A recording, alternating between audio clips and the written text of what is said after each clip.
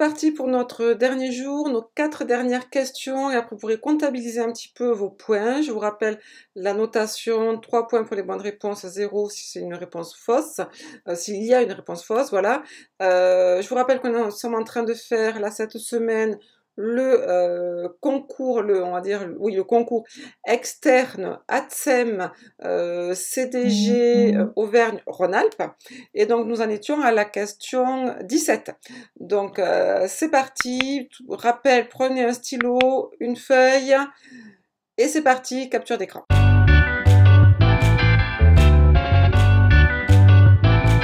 Donc, c'est parti, on reprend nos questions. Question 17. À propos de la dyspraxie. Donc, dyspraxie, déjà, on essaie de se rappeler ce que c'est. Hein, c'est partie de ce qu'on appelle les DICS. Donc, 10 en école maternelle, vous êtes censé l'avoir vu lors de votre CAP. Donc, essayez de vous rappeler ce que c'est. Il s'agit de troubles cognitifs qui affectent le développement de l'enfant. La dyslexie, la dyspraxie, la dysphasie, la dyspraxie sont une seule et même maladie. La dyspraxie est un trouble de la coordination et de la planification des gestes. La dyspraxie est une allergie alimentaire. Un élève dyspraxique, les élèves dyspraxiques peuvent bénéficier d'un plan d'accompagnement personnalisé. Donc là, pareil, je vous laisse réfléchir. Rappelez-vous, analysez bien chaque mot. Le jour du concours, vous aurez à peu près 1 à 2 minutes, hein, pas plus. Voilà, donc pas y perdre trop de temps non plus. Nous, là, pour accélérer un petit peu, pour pas faire des vidéos trop longues, je vais vous donner 30 secondes. Donc, je vais vous donner 30 secondes, chronométré. Je mets mon petit chronomètre. Et à partir de là, on reprend. C'est parti.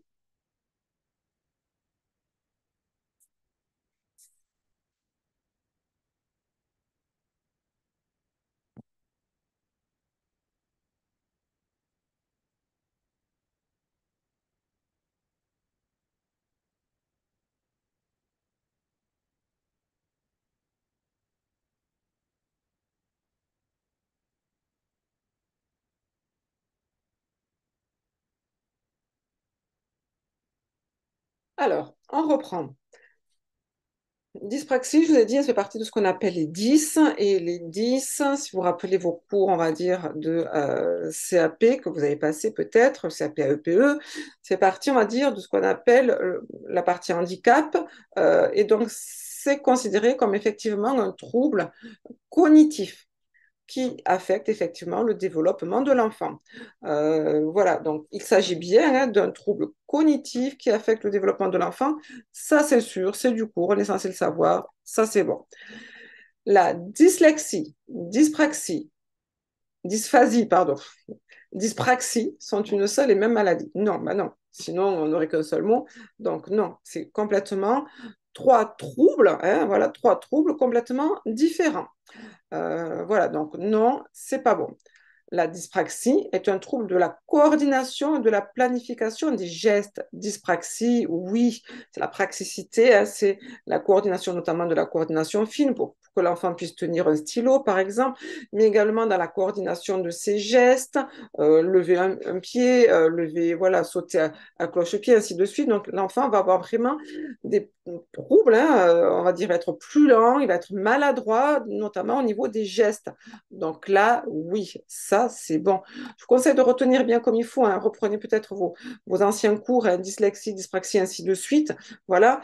Pour les nouveaux, on ne sait jamais. Vous l'avez dans la partie T1, le développement de l'enfant, le handicap. Voilà, on ne sait jamais pour les gens qui regardent cette vidéo, qui n'ont pas encore passé le CAP, qui envisagent de le passer.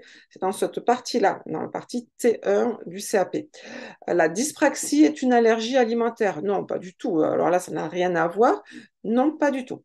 Les élèves dyspraxiques peuvent bénéficier d'un plan d'accompagnement personnalisé, ce qu'on appelle le PAP.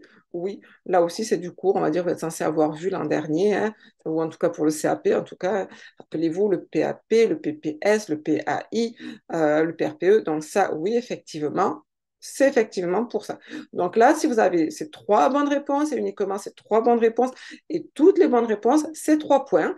Sinon, ben, rappelez-vous, c'est 0. On continue. Simon, un petit élève de 3 ans, nouvellement scolarisé, urine régulièrement dans sa culotte dès son entrée en classe. On regarde bien, hein, 3 ans, il vient à peine d'arriver, scolarisé, puis il fait pipi dans sa culotte. Voilà. Qu'est-ce qu'on vous propose? A, vous expliquez à l'enseignante que vous refuserez dorénavant de le changer, car les accidents sont systématiques. B, vous le grondez en lui disant que lorsqu'on va à l'école, on est grand et on ne fait pas pipi dans sa culotte. C, vous vous inquiétez en parler à la maman. D, vous en parlez à l'enseignant afin de trouver ensemble une solution. E, vous mettez en place une petite astuce à partir d'une carte avec un pictogramme afin que l'enfant puisse vous faire savoir s'il a envie d'aller aux toilettes, même s'il ne sait pas encore l'exprimer. Je vous laisse réfléchir, je mets mon petit chronomètre. Pareil, attention, regardez bien comme il faut tous les mots, toutes les phrases, ainsi de suite. Là, c'est un petit peu plus long hein, que les autres. Donc, analysez bien comme il faut. Vous avez compris, c'est vraiment d'avoir toutes les bonnes réponses. Je ne vais pas vous dire combien il y en a pour le moment. Il faut avoir toutes les bonnes réponses, sinon vous mettez 0 point. Donc, on est parti.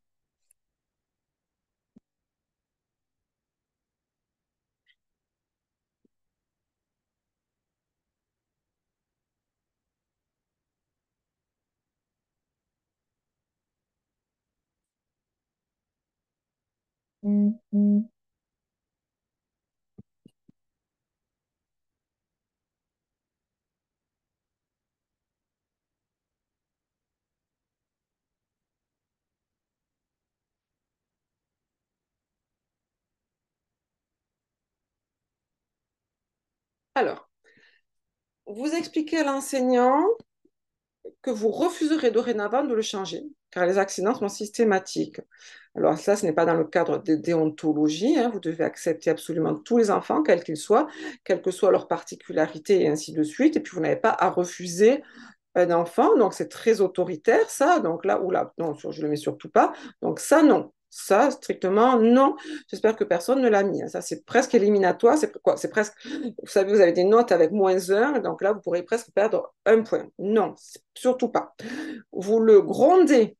Alors là, pareil, on n'a pas à gronder un enfant, surtout qu'il vient d'arriver, il est tout petit, il a 3 ans. Et puis même, quel qu'il soit, même s'il n'était pas tout petit, même s'il n'avait pas 3 ans, on n'a pas à le gronder. Hein, d'accord? Tout à l'heure, je vous ai parlé quoi? Hier, je vous ai parlé de, on va dire, de fermeté, c'est partie de ce qu'on appelle les savoir-être. Mais attention, il y a fermeté et gronder, c'est pas pareil, d'accord? Donc là, voilà. Donc on appuie là, dans cette situation-là, on n'a surtout pas à le gronder. Donc vous lui grondez en lui disant que lorsqu'on va à l'école, on est grand et qu'on ne fait pas pipi. Donc ça, non, surtout pas. Voilà, ça déjà, hop, on en a déjà éliminé 2. Vous vous inquiétez à en parler à sa maman. Alors là, non, déjà, on n'a pas à s'inquiéter. Je ne vois pas pourquoi on s'inquiéterait. Il est tout petit, il a 3 ans, c'est tout à fait normal. Là, il vient à peine de débuter l'acquisition du contrôle des sphincters. Et puis en plus de ça, c'est même pas à vous à en parler. S'il y a quelqu'un qui devrait en parler, c'est même pas à vous, c'est la maîtresse. D'accord? Donc je vous rappelle, c'est la maîtresse qui est responsable des enfants dans sa classe. Voilà. Donc là, non, on n'a pas à en parler. Vous en parlez à l'enseignant afin de trouver ensemble une solution. Là oui, bien sûr, on peut en parler à l'enseignant. Alors, trouver ensemble une solution, qu'est-ce qu'on pourrait faire avec cet enfant, parce que c'est systématique, hein, on vous dit, voilà, il brûle régulièrement, donc forcément, il faut trouver quelque chose, on va essayer de trouver une solution. Donc voilà, on est dans le dialogue, le binôme, est-ce qu'on appelle, on va dire vraiment, ATSEM et enseignant, on doit faire vraiment un binôme, le dialogue. Donc oui, tout à fait. Vous mettez en place une petite astuce à partir d'une carte avec un pictogramme afin que l'enfant puisse vous faire savoir s'il a envie d'aller aux toilettes, même s'il ne sait pas encore l'exprimer. Alors ça, c'est ce qu'on appelle des questions où certains CDG vont vous l'accepter et d'autres ne vont pas vous l'accepter. Je pense que j'en ai peut-être parlé dans les premières vidéos. Voilà, très souvent, vous allez avoir plus ou moins les mêmes questions qui vont revenir d'une année sur l'autre en fonction des CDG et ainsi de suite.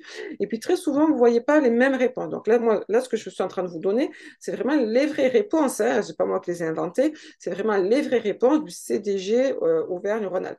Donc là, je vais vous dire ce qu'ils ont mis, bien évidemment. Je vais vous dire exactement aussi, il y a eu cette même question dans un autre CDG, alors je ne sais plus trop lequel, je n'ai plus de mémoire, désolé, où là, il y avait une autre réponse, quoi. En tout cas, elle n'était pas cochée. Donc cette réponse pour le CDG Auvergne-Rhône-Alpes est cochée. Donc oui, il faut la mettre.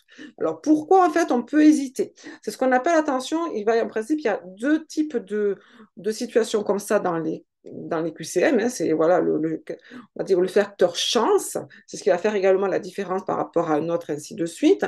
C'est qu'en principe, ce n'est pas à vous à mettre en place quelque chose, hein, d'accord? C'est la maîtresse qui va mettre en place quelque chose et vous, alors, quoi, qui va vous proposer, pardon, qui va vous proposer, puisqu'on est dans le dialogue, ainsi de suite, qui va vous proposer de mettre en place quelque chose. Donc, il fait qu'effectivement, beaucoup on va dire, de candidats risquent de ne pas la cocher. Hein, d'accord?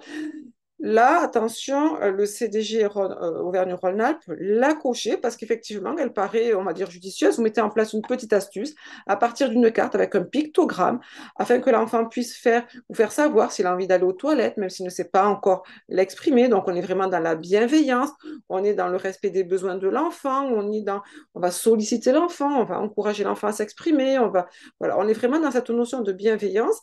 Je répète, il y a certains CDG qui, étant donné que vous mettez, c'est surtout ça, hein, vous mettez en place, qui vont estimer que non, ce n'est pas à vous à mettre en place, c'est à l'enseignante. Donc, du coup, certains CDG, alors je ne sais plus, il faudrait que j'essaie de vous le retrouver. Si vous le retrouvez d'ailleurs, n'hésitez pas à nous le mettre en commentaire.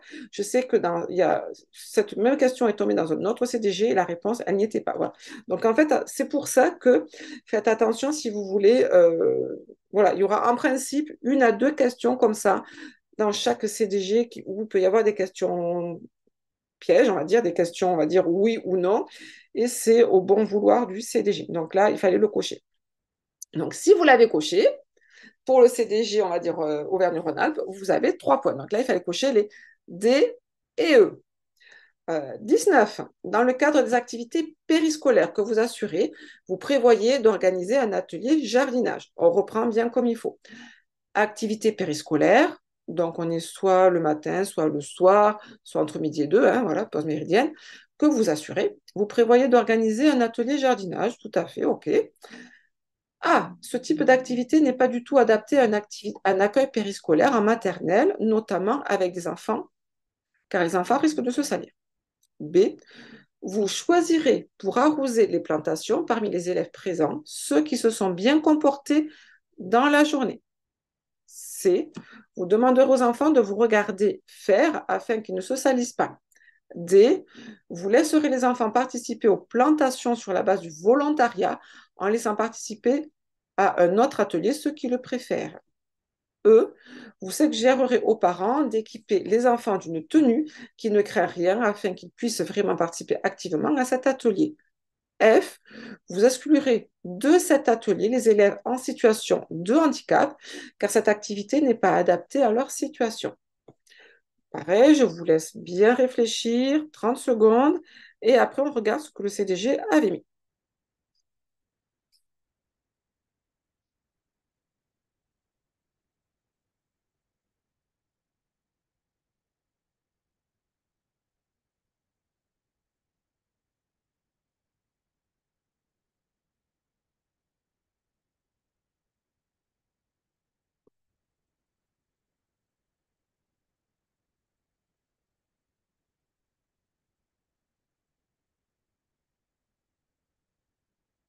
Alors,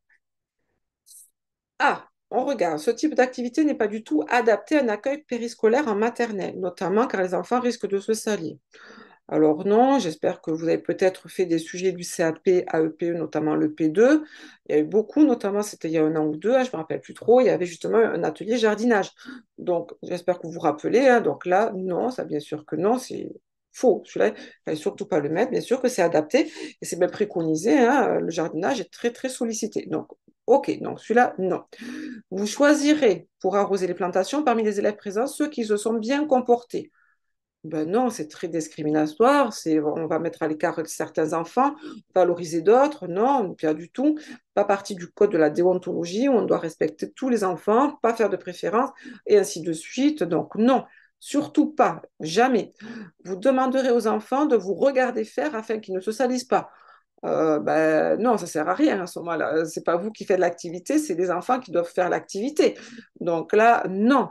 Vous laisserez les enfants participer aux plantations sur la base du volontariat en laissant participer à un autre atelier ceux qui le préfèrent. Donc là, moi, ce qui me plaît, c'est vous laisserez les enfants, voilà, volontariat et laissant participer les autres enfants aux ateliers qui le préfèrent. Alors là, effectivement, quand on le fait de temps en temps avec des candidates, elles me disent oui, mais là, je n'ai pas laissé tout seul. Voilà, bien sûr que non, ils ne sont pas tout seuls. On est en périscolaire. Il y a forcément une autre personne, c'est le minimum. Voilà, je vous rappelle vos taux de, on va dire, d'accompagnement, d'encadrement. Donc forcément qu'on n'est pas toute seule, donc, ou tout seul, pardon. Voilà, donc du coup, bien évidemment, que vous pouvez les laisser participer. Donc celle-là, oui, bien évidemment, c'est très bienveillant, c'est la volontariat et ainsi de suite. Oui, vous suggérez aux parents d'équiper les enfants d'une tenue qui ne crée rien afin qu'ils puissent vraiment participer activement à cet atelier. Là, pareil, moi, ce qui me plaît, c'est vous suggérer. Bien sûr, on ne demande pas, on n'impose pas, on suggère pour que une tenue qui ne craigne pas, bien évidemment. Comme ça, les enfants vont vraiment participer activement. Vous êtes vraiment dans quelque chose de bienveillant et c'est quelque chose que vous pouvez effectivement demander aux parents. Voilà, vous êtes dans votre activité périscolaire, vous gérez votre activité périscolaire, fait partie vraiment du PEDT, vous pouvez gérer votre activité périscolaire. Donc, du coup, sous certaines conditions, attention, rappelez-vous vos cours, donc, bien évidemment, vous pouvez demander aux parents une tenue adaptée. Vous exclurez de cet atelier les élèves en situation de handicap. Alors là, ce n'est même pas la peine de continuer. Je vous rappelle que l'école est inclusive et que les activités doivent également être inclusives. Donc ça, même pas, surtout pas. D'accord. Puis on n'est pas du tout dans l'exclusion. Attention, le savoir-être, la bienveillance, la tolérance. On n'est pas là pour mettre de côté des enfants, d'isoler, ainsi de suite. Non. Voilà, donc là, D et E, ceux qui ont bien répondu, 3 points, les autres, c'est 0, désolé. On continue, dernière question, ça y est, on arrive à notre dernière question, vous allez pouvoir comptabiliser un petit peu tout. 20. Pour respecter les normes d'hygiène, vous procédez au lavage de vos mains plusieurs fois dans la journée. Cochez les affirmations exactes. A. Le lavage régulier des mains est un moyen de lutter contre les biocontaminations. B. Le lavage des mains après une activité de nettoyage n'est pas nécessaire si vous avez porté des gants pour nettoyer.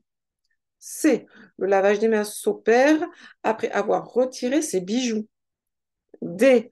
Le lavage des mains en cuisine s'opère en poste spécifique de lavage des mains à commande non manuelle.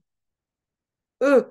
Le lavage des mains en cuisine peut être remplacé par l'utilisation de solutions hydroalcooliques. F. Le lavage des mains nécessite l'utilisation de savon et de papier à usage unique pour l'essuyage. Toujours pareil, je vous laisse 30 secondes, réfléchissez bien, regardez bien, posez-vous les bonnes questions et on corrige.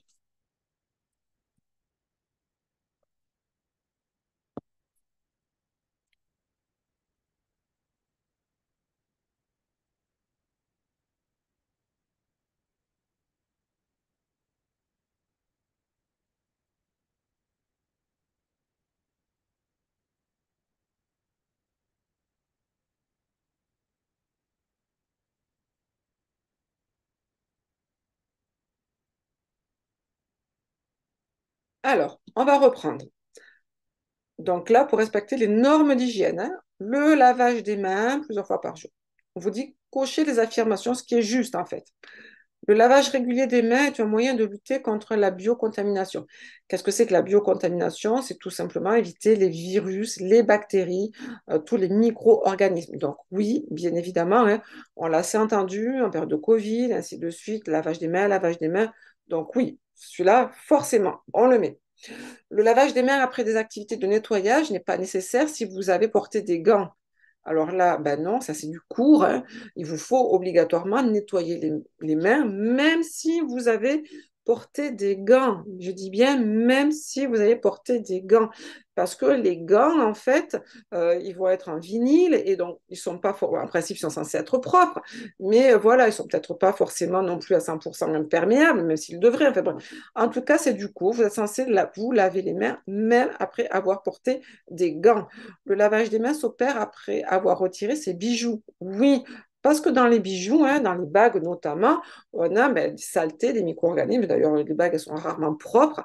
Donc oui, en principe, il faut enlever tous ces bijoux. Je dis bien oui, il faut enlever tous ces bijoux. C'est du protocole de nettoyage pour les règles d'hygiène. Le lavage des mains en cuisine s'opère en poste spécifique de lavage des mains. Ça veut dire dans un lavabo spécial et uniquement dédié au lavage des mains. C'est ça ce qu'on appelle un poste spécifique au lavage des mains, un vrai lavabo que pour le lavage des mains. À commande non manuelle, c'est-à-dire avec une commande au pied, hein, voilà, ou alors une commande, on va dire, détecteur automatique aussi, voilà. Donc oui, ça fait partie des normes d'hygiène. En principe, toutes les cuisines collectives sont censées avoir ça. Je dis bien en principe, ok? Voilà, oui. Le lavage des mains en cuisine peut être remplacé par l'utilisation de solutions hydroalcooliques. Non, surtout pas, parce que solution hydroalcoolique, ça va désinfecter, ok, mais ça ne va pas non plus être nettoyé. Il vous faut un nettoyage, désinfection. Donc là, non. Le lavage des mains nécessite l'utilisation de savon et de papier à usage unique pour l'essuyage. Oui, savon, papier à usage unique. Si on voulait aller plus précis, savon liquide et papier à usage unique en tapotant, hein, voilà, pour éviter justement la contamination la biocontamination des mains, à nouveau des mains. Donc là, il y avait 4 bonnes réponses. Si vous avez mis 4, c'est 3. Voilà, notre petite série de QCM, première série de QCM est terminée. J'espère que c'est un nouveau système qui vous a plu. N'hésitez surtout pas à nous le dire en commentaire pour savoir si on continue ou pas. Parce que si ça ne vous plaît pas, on passera à autre chose. Donc vous allez comptabiliser là maintenant vos points, hein. Je vous ai dit tout le temps 3 à 3. Donc vous allez avoir une note sur 60 que vous allez après diviser par 3. Donc ça vous fera donc du coup une note sur 20. Et là, l'admissibilité de ce CDG pour cette année-là était à 17. Donc regardez si vous aviez 17, ça veut dire que là, vous seriez prise ou pris pour l'oral. Sinon, ben, vous ne seriez pas pris, vous devriez le repasser. Voilà, donc n'hésitez surtout pas à nous dire si ça vous a plu, c'est très important pour nous, à nous mettre un petit pouce également en haut pour nous montrer justement si ça vous plaît ou pas aussi. Et je vous dis donc à très bientôt, peut-être, si vous souhaitez bien sûr qu'on continue, mais n'hésitez surtout pas à nous le dire. À très bientôt, au revoir.